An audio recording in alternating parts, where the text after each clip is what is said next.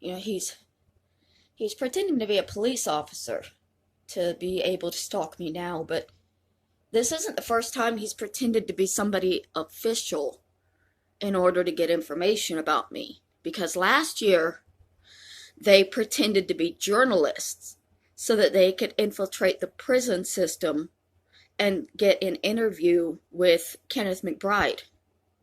Because they want to get him released from prison, they're trying to get statements from him, sworn statements, that they can use to get him out of prison and put me in.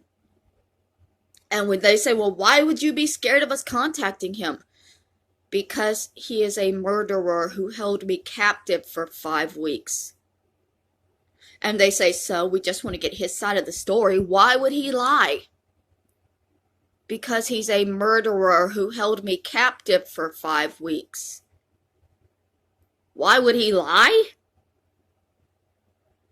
Why would he lie? Yes, that is really the question they have asked me. Yes. Yes, they did.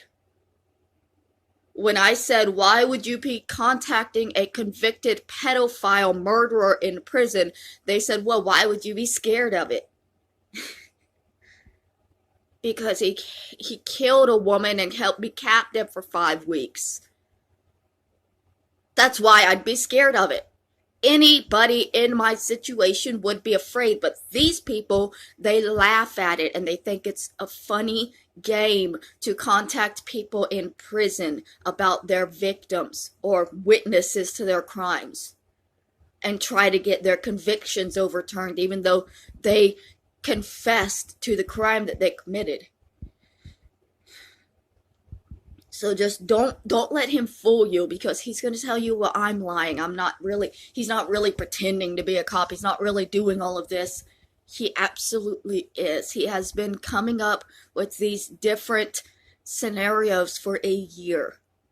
This is not the first time he has pretended to be somebody important in order to get information about me that he could use to find me or hurt me.